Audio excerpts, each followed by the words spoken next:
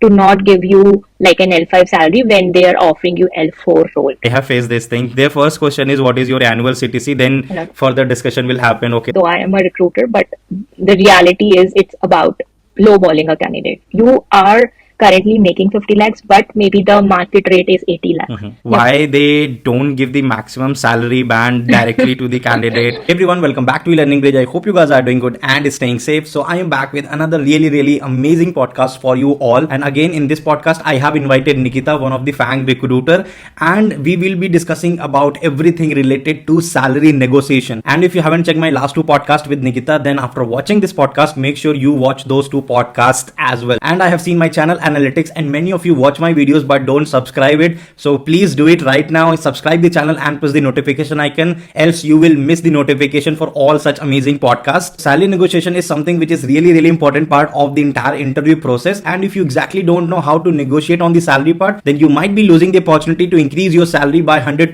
200% and 300%. And that is why this podcast would be really informative for you all, because Nikita, being a recruiter itself, she will talk everything about salary negotiation, how sometimes recruiters and companies exploits candidates for the minimum salaries, and how you should actually answer any type of questions related to salary, how you should quote your numbers, how you should tell your salary expectation, how to negotiate on counter offers, other parameters, other aspects as a candidate, what kind of mistakes we do for the salary negotiation, and how well we can convince the recruiters and companies regarding our worth and get the maximum salary from them. So make sure to watch this podcast till the very end. And if you want to help other aspiring job seekers and interview candidates, then make sure to like this video in the really big numbers, so that this meaningful information can reach to them as well. And thanks to Crio.do for sponsoring this video. Crio.do is a kind of platform which actually believes in learning by doing. And here is an exciting announcement for all the women developers who are actually looking for the internship opportunities. GeekTrust and Crio.do is India's largest tech externship opportunity for the developers to showcase their skills and get placed in top product based companies. GeekTrust, in partnership with Crio.do, is actually introducing GeekTrust Tech Scholars program, where all the women developers who are in their final years of engineering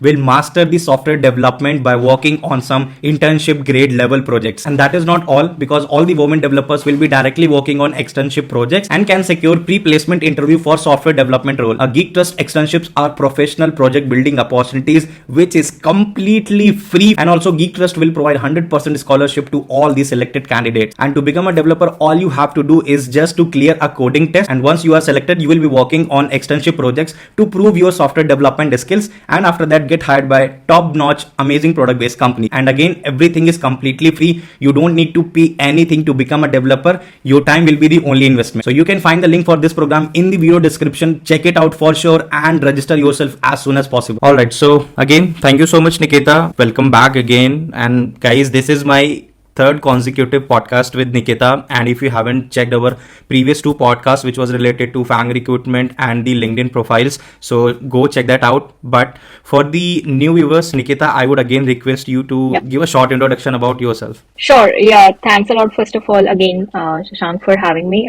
As you mentioned, this is the first time I'm coming on your channel, and it's like, again, a very great opportunity for me to share the insights around it. Hi, everyone. This is Nikita, currently working as a senior tech recruiter in Uber. Recently, just a couple of months back, moved from Amazon to Uber. I started as a developer, my journey, then moved into data analytics, and then I became a tech recruiter, and I'm hiring. So if you want, you can check out my LinkedIn profile. More than happy to connect and provide more information. First thing, like, I would like to understand, like, being a candidate, I am also interested in this question, and lots of other candidates also want to understand how this typical this salary approval process happen in any organization. Because let's say whenever any recruiter hires, they keep on saying, okay, we are waiting for the approval from upper management. So how does it happen? Who actually approve this entire thing, the compensation, CTC, and how it is decided for any of the candidate for a specific job role? Yeah, sure. So I think the ranges and everything depends on the level, for sure. So if any recruiter reach out to you and you start the process, which I think I have mentioned very briefly in one of your previous videos, that make sure that you push back the recruiter and try to get the information, I mean, as much as you can. If they're fine sharing the range, at least the range, not the exact salary, because exact salary or the exact composition will be decided after your interview process. So there are multiple factors which comes into play in deciding the overall compensation based on the level. The level is the first thing. Obviously, every level in different FAANG companies or big tech companies, they have like L3 has a different range, L4 has different range, and like so on. And then how well your interview process is going on, that also kind of varies, because a lot of times it also happens that you are being considered for L5, but now after the process you got down leveled for L4. So now the compensation which they can give you, or which they thought to offer you at L5, can't be same at L4 because the ranges differ and everything. So if only you are an exceptional candidate, like very out of the way, and they're like, oh, we can't find a candidate like this, or I mean, this is like out of the world candidate, then in those scenarios only they will go very, very high level and try to meet the comp, because a lot of times candidates do have like other offers, competitive offers as well. And they usually come back and they say, hey, we got a Google offer. Let's say you are going through Amazon offer. You can say, hey, I got a Google offer as well, and I want to see if Amazon can meet my Google offer. So then recruiter or the hiring team will go back and they will check with internally with the higher management and get the approval and try to match as much as they can. But if they get a pushback in terms of no, it can't be matched, then obviously they will come back and they will give you at max what they can offer you at that level based on your different reasons are there, and then that offer will be made to you. What we can say basically, the approval process will be something where hiring manager plays a very important role. Everything will be approved by him based on the past CTC or whatever the level. Not everything will be approved by the hiring manager. So hiring manager will give the justification and will try to push back.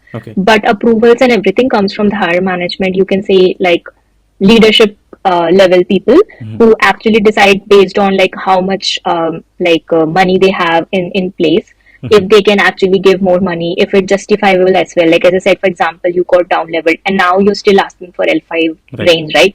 Then it becomes very not justifiable for the leadership or even from the comp team to not give you like an L5 salary when they are offering you L4 role, right? But on the same hand, you might have an offer from other company who are giving you an L5 range or a role, like a salary, right? Then obviously, why will you go for an L4 salary, though you still wanted to continue with that company, right? But you have to let it go, because obviously money do matter, right? I mean, it's not like obviously in the end you want higher salary every month, and that is what people look for. You can let me know in the comment section if any point you were in this dilemma, right? Stuck with 2-3 companies, negotiating on the CTC and getting pushed back from the recruiters, hiring manager that we cannot offer that much. So you can share that kind of stuff in the comments. Any recruiter reach out to candidates, right? At least typically this happens in India for sure.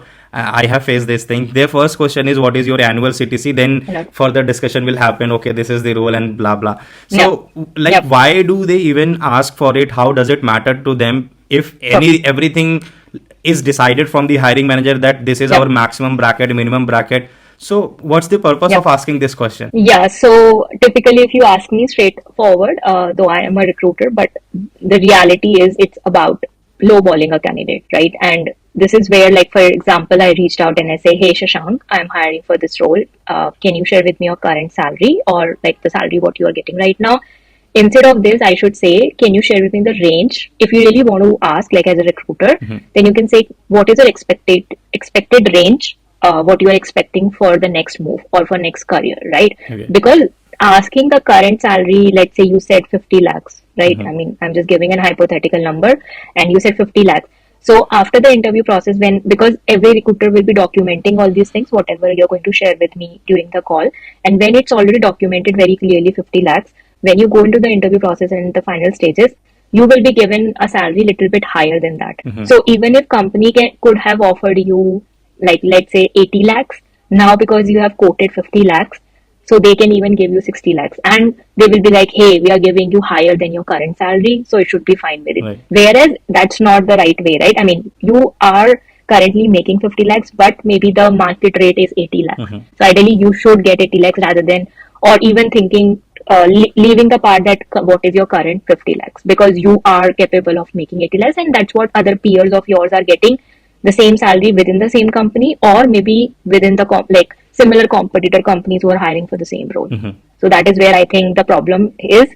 But in US and obviously in other countries, the difference is that in India, there is no rules and regulations around it, which obviously is sad part, that still these things happen, that they need your current salary and they ask for your pay slips and things like that. Whereas in US, I, as a recruiter, can't ask for your payslip or your current salary. I can ask for a range, but there is no way for me ethically to ask for your payslip or for your current salary. When I was in my initial career stage, right, obviously, like, people won't have that much idea about the salary negotiation and how to check the market, right? What is the range and everything. And I honestly felt that when I joined the company, I'm not getting paid well. So you can let me know in the comments if you also felt that thing while joining the company or after joining the company. Like, do companies have the minimum maximum salary band for any position they hire for? And if yes, so if someone, let's say, cracks the interview, right, then why they don't give the maximum salary band directly to the candidate? What's the point of making the entire process very complex, back and forth, salary negotiation? If they have maximum band, they can directly give, okay, you are a deserving candidate, hey, just take this much salary. Yeah, I think this question, I mean, since I started working as a recruiter, this question has been asked by a lot of peers, my friend circle also, like, when you have the band range, why you don't, and if they've cleared the interviews, why you're not getting the max salary. I think what they're trying to do, as per my understanding, though I am not sure like why it's being done from company side still, but from my understanding, what I've seen is that they give the band range, and now based on the band range, they actually evaluate you, and evaluation is obviously done through the interview process. But on the interview process as well, they can't give you the max salary because they have like a big range, and in that range they think that, okay, now if we give the candidate, let's say again 80 lakhs, or the range is still 90 lakhs, but they still give you 80 lakhs, then they are taking you, because every band is a very big band, right? L5 is a big band, L6 is a big band, L4 is a big band. So now they're evaluating you on L5, but maybe somewhere between like a mid L5 engineer, right? Or maybe a little bit higher. So now that the whole band is divided in such way, in such level, that they are giving you that compensation. And I think when they are evaluating, like, okay, now you are meeting at the border of L5 or at the start of L6, now they can go for the max. Or obviously it depends on the negotiation as well. A lot of times if you negotiate and you're like, no, if the higher band range is for again 80k, I need 80k because of these areas, or maybe have counter offers and you are the best candidate, then company can go for 80 lakhs as well, depending on those reasons. Sometimes I have seen really deserving candidates, but just because of some nonsense stuff from the recruiters, they try to just give whatever is the minimum. Okay, let's say candidate asks for the 12 LPA, they will exactly give 12 LPA because they know this is our minimum band, right? Although the candidate was deserving, but as a fresher, he didn't know anything about the salary negotiation. So they should definitely understand it. I feel it like a complete exploitation of the skill set and the talents. Yeah, I just wanted to clarify here that it's not, I mean, I understand that this conversation is done through a recruiter, and recruiter is the one who do end-to-end salary negotiation, and kind of someone who is with the candidate throughout the process. But it's not only the recruiter who make these decisions, right? The number and everything is discussed with the team, with the hiring team, and then they come up with a number which is approved internally by them. So they are kind of, you can see them as a messenger, or someone who is like connecting that dot or connecting that line thread, but they are not the people who actually, I mean, I agree to the point that they go and back and forth and they do the negotiation and they quote the numbers and they push back candidates to come up with the number. But on the same hand, they are just doing kind of what I can see, because being now a recruiter, I can understand that they're doing their job and they're trying to do it in the favor of the company. And this discussion I even had with one of my colleagues recently. So I was like, I need to know the salary band ranges for like all my roles and everything. Then her reaction was like, why you want to know the salary band range? I was like, I really want to be transparent with my candidates. At least I can tell them the ranges. So then she was like, will it not be against the company if we do that? So this actually shows that you're trying to be loyal, and it's a good thing, right? I mean, as a employer for the company, it's a good thing, and you're trying to do that. But if you see from other perspective, it's more about hiding information and not being transparent. So both the sides are different, right? And I can totally understand it. Recruiters have their own job, whatever best they can do for the company, they are doing it. But my main pinpoint was that at least for the deserving candidates who are not well aware, right? At least from the entry level freshers perspective, they are not well aware about the salary negotiation, or might not have done that much research. So there at least recruiters can help them to get the best possible thing. That was my point. No, I understand and I agree 100% for 200% that recruiters or people who are in touch with the candidates, they should do that.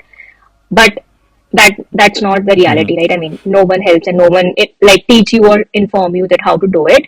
So I think that is where I think we are having these kind of videos and information things, and add so much value that please do the research, take the numbers or give the numbers properly, and know the salary negotiation very well, even if you are a new grad or a fresher. Yep, definitely. How should we deal with this salary related question from recruiters? Because if candidate asks for salary budget, mostly recruiters don't share it with them. And in the fear of losing job opportunity, candidates usually fell in this minimum salary trap, right? Let's say instantly recruiter asks, what is your expected salary? And at that moment, I don't have any number in my mind. Probably I can quote something which I was not expecting. So how to actually deal with this kind of question? Yeah, I think in this scenario, first of all, you need to be a little bit patient and you need to control yourself. And I understand that what you said, that you get more excited. Hey, I got a call from Amazon. Wow. I mean, I just need this job, right? I mean, I can do anything for this job. I got a call from Google. I can do anything for this. I think you need to be patient. And other thing, why you need to be patient also, because you need to stop showing them that you are desperate for this job, right? You need to show your potential and you need to show your worth to the recruiters and to the hiring team as well, that it's not only you need that job, but it's the company and the team who really want you. So you have to be patient throughout the whole process and you have to just show your importance. And by importance, like when this question comes up in the first call or throughout the process, as I've mentioned multiple times, push back as much as you can. Just try to get out and say, hey Nikita, I can understand, but I just started the process and thanks a lot for reaching out, but it would be great if you can share with me, I'm not asking the exact numbers, but at least the range, what this role can offer. Maybe I can say, hey Shashank, sorry, unfortunately, I don't have the numbers or I don't have the range to share. Then you can say, no worries, I don't want to quote any number. Amazon or Google being one of the largest tech companies in the world, they will do justice with my profile and with my role. Maybe we can have better conversation around the numbers as we go ahead in the process. And you will get a little bit more time to do your due diligence and to come up with your own research and come back with it, and then start that whole conversation with multiple different pointers, that this is my point 1, 2, 3, 4, and this is why I think I should not get this number, I should get this number. Okay. The patience is really important to get the maximum from the company, right, for the compensation part. So moving on to the next question, Nikita. Now this is important, I guess. Please share some of the best salary negotiation tips as well, so that candidate can get maximum salary hikes, because we all know nowadays in different companies, different salary components will be there. So what would be the components where the candidate should focus much and they can make the best money out of that? Sure. Yeah. So if I take it from US perspective, definitely your whole compensation is divided into base salary, stocks, as well as bonus, as well as there are other perks as well, like your holidays, even like if you are pregnant, like to be a mom and those kind of things, then you have to think about like how many PTOs are there, how many maternity leaves are there, like extra benefits what company is offering you. But overall, obviously your base salary, what they are giving you. On top of it, what is your sign-on bonus they're offering you, and then your stock options, because all the companies, even if they are funded startups or unicorn startups and they are not public companies, then also they will offer you equity. So RSUs, so even if they are not public, they will still give you, and when they go public, obviously you will get them in the form of a stock, otherwise it is in the form of equity. So now when you are given an offer, when you start this part, you have to divide the whole thing properly. And by that means, I mean that let's say you are given 100K of base salary, which is like obviously your monthly salary, which you will be getting. Then your sign-on bonus of let's say 20K. And then you are getting a bonus of let's say maybe 15K more, or depending on the stocks also depend, because value fluctuate a lot of stocks, right? And the numbers and all. So stocks, practically what the companies give is they don't give you like 1 year. They give you stocks, let's say of 600K of next 4 years. Or 3 years. So you have to divide that 400K first of all in like 4 years, and then see how many of them, like, and then based on that also they give percentage. So not out of the 600, they will be giving you only 5% or 10% or 25% of it in the first year. Then they will be giving next 30% of it next year. then some percentage of it every year. So you have to calculate that if they're offering 600k worth of stocks for 4 years, how much of it will you be getting every year? So let's say you are getting in first year only 5k worth of stocks, which is overall, if you like sum up your package or your compensation, it will come, let's say, around 140. Now you want to negotiate your offer. So now you will start with your base salary. Obviously bonus and stocks eventually will come. Company says, no, we can't negotiate more on base salary. This is our standard and we can't negotiate more. Now the two things are left, which is your bonus and your stocks. Bonus obviously is there that you can negotiate that. Let's say 20, they give 20k, you can say, hey, I want 30k, 40k, whatever the research says, and you can come back with that. For the stocks, you have to divide them every year, the percentage of it, and then see what you're getting every year. So now if they have given 600k of 4 years, now you can go back and tell them, hey, I need 700k, and I need, because after only first year, I will be getting these many numbers, and when you add that, your overall package for first year will be increased. So you are trying to increase your package every year, and you're trying to see it from that perspective, because yearly package will, because you are not sure will you be going to stay in the company for 4 years.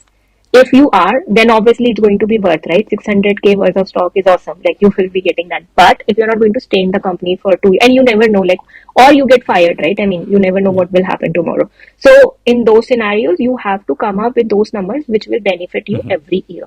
And you have to sum up that again and again, and then negotiate the offer, rather than randomly going back and saying, hey, I need 150 after first year. But 150 of what thing, right? Whether it's base, stock, or bonus. So you have to negotiate based on that and do it very, very diligently, because then only it will be clearly written in your like offer letter, and then you can negotiate accordingly. I can share some like websites names and all, like, which obviously are really great to go for. Obviously, one of the very famous websites in US is levels.fyi, which every recruiter, every hiring manager use it.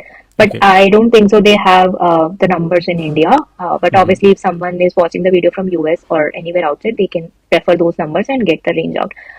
There's one more competitor or one more website which is very good, like Comparably and payscale.com.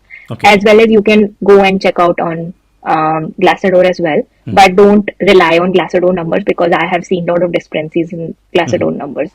One more app is there. It's called Blind. I don't know if it has a version in India or not. If it has, that's great. But you can go and post it there, and it won't show you, because the name of the app is Blind. So your name won't be there. So even if I go and say, hey, I'm getting this offer from this company, this is my detail, people will really help you. People will tell you whether it's a good offer, bad offer, whether you should negotiate more, and things like that. And that will be really, really good, because it also helped me when I was doing my negotiation with Amazon as well as with Uber and previous offers as well. So that is another thing. The last thing is, obviously, if you have other offers in hand, that's a great opportunity for you to leverage that, and you can say, hey, this is my another organization offering me this numbers, and this is what I'm looking for. So that is like a great upper hand for you as a candidate to go back and tell them. I think one disadvantage, what I've heard recently, is that if you have an offer, like a counter offer, recruiters in India or people in India, they're asking for like relevant documents to share, to prove that you have. I mean, in US, we don't do that. If you just say to me that, hey, Nikita, I got this offer, I am looking for this number because this company is offering me this range, and I'm good. I won't ask you to support that part. I mean, we believe, right? So that is the difference, but unfortunately, nothing can be done around that side. So that is there. Whatever point you mentioned, those are really good. The salary breakup part and where we can negotiate and make the maximum out of it. So you can just let me know in the comment section, guys, right? How well you negotiated at somebody converted from package X to Y. You can mention it, your tips, right? That would be helpful for other audience as well. I wanted to add one quick thing which I just came to my mind. I think package also differs a lot, or range differs a lot based on the location as well. So if you, let's say you are getting an offer from US company, like a remote offer, whereas if you're getting an offer from a company, even like a big tech company in India, the offer can be different, because the US based company can give you money in USD, which actually recently one of my cousin have landed a very good offer while he's in India, working from India, but he bagged like a startup offer, unicorn startup offer from US, and he's getting a very great salary as compared to what he was earning in India, right? Yeah. So obviously that differs, and also like it differs from state to state also in US. So California ranges are differ from Seattle. Seattle ranges differ from New York. New York differs from Texas. So it differs from that as well. So if you are in US and you are talking to recruiters and going ahead for any compensation and everything, you can check for the location part as well, and you can confirm whether the role is in California, whether the role is for Seattle office. Even though it's a remote opportunity, then also you have a leverage because California, taxes are much more higher. Like I mean, the rent and everything else is much higher as compared to any other state. So that's why they give much higher salary as compared to any other state. Let's say a candidate has the counter offers, right? And he was interviewing with some XYZ company and he got the offer, right? First, like whatever previous counter offer he had, he negotiated on that and he got the confirmation from that XYZ company that, okay, on top of your previous counter offer, we are giving this much hike and everything is finalized, right? Proper. And they also released the offer letter. That candidate also signed the offer letter. Now what happens? That candidate was interviewing with some other company as well and he got the offer, right? Now that can happen. I mean, I want to know your thought. The renegotiation part, that candidate is again going back to that company that even though I have signed the offer letter, but after 2-3 days I got offer from another company, right? Yep. So this renegotiation can happen even after signing the offer letter. Yeah, it can, but chances are very, very, very less that things will change because you have signed the offer. And company, I haven't seen like that after signing the offer letter, things change. Yeah, mostly it will happen like either candidate will drop that company, exactly. Right? No, I think in this scenario, if you take my advice, candidate before signing the offer, candidate should wait for 2-3 days more or even a week more rather than hurriedly signing the offer letter and not pushing it back. So in this scenario, a lot of times it happens, and again, it's a harsh reality that companies take weeks and weeks to complete the whole interview process. But as soon as they are given the offer letter, they are like, we want you to sign the offer in next 2 days. And it has happened with me. So I am like, you took like 3-4 weeks to complete the whole process. It was not my fault. But now you're giving me 2 days to sign the offer letter, right? So I need time, right? I mean, I have other interviews, or even if I need time to think about it, right? I mean, it's not about only if you have other interviews, but also you need time to think about everything, right? And the problem is here is that some companies are like, because we have reached and we have decided you as our candidate, now we want you to sign it and just get it done, right? So in those scenarios, you just have to push back again and again, because in the end they need you. They have invested money, lot of time of their developers, or I mean their hiring team, right? So I don't know if people understand this or not. So any company put lot of money on the training of their hiring team. And if at least 6-7 rounds have happened from day one to the last part, they've invested 6-7 people of their team's valuable time. Right. Like they would have done their work, but they've invested that time to interview you, and now they're giving you offer. And also after that debrief also happens. So overall 7-8 hours of the whole 5-6-7 people, whatever the hiring team was, they have invested in it. So time, money is being invested, and company has spent that. So in the end they want you. So you can just take leverage of it. Obviously don't take my advice and don't go and tell, hey, you have invested this much time, I need more time. I think don't do that, but just go and tell them very politely, hey, I need a little bit more time to do my due diligence. I need time to think about it. I need time to do something about, I mean, you can say any reason, right? Or you can just also put that I'm traveling or something happens. Like, I mean, I used to make random reasons if I have to push back. But people can like really have like reasons in terms of I am going through I mean, if you want, you can even say I'm waiting for another offer, and people do understand. If they really want you, they will wait for you. I think you have shared all the secrets as well, like even to make the random excuses. That's nice. Awesome. Yeah, I mean, it happens, right? You need to just think about a workaround that how you can push back, right? And that should be gentle, right? Not very blunt answer or very harsh answer, right? So this is cool. I want you to basically give some final or end advices to the candidates for the salary negotiation. Like what would you actually advise them? They should do their best to get the maximum salary. Yeah, I think as I said, just first of all understand your worth. I mean, this is something which I repeatedly tell people. till the time you don't understand your work, no one can help you, right? I mean, if you are like, I just need this job, and I can understand that as a job seeker, the time is very critical and everyone wants a job and everyone is like, we want this offer. And if it's coming from a very famous company, then we are like, we just want this offer, right? And we don't think about it. But I think we realize all these things once we join and once we get into the company and we're like, hey, we got lowballed, or we were not given the numbers what we actually deserve, right? So before you even go into that area, just try to go back, just try to do your research and try to make sure that you have at least 3 to 4 data points before you quote any numbers or before you say anything. You can just go back and do that, and there are multiple things and multiple hacks which I've already shared in the whole video. Just go through them again and again, and till the time you're really not sure about it, you can take time and you can do that research and you can push back to the company and you can say, I need more time to do that, because in the end you need to learn those skills.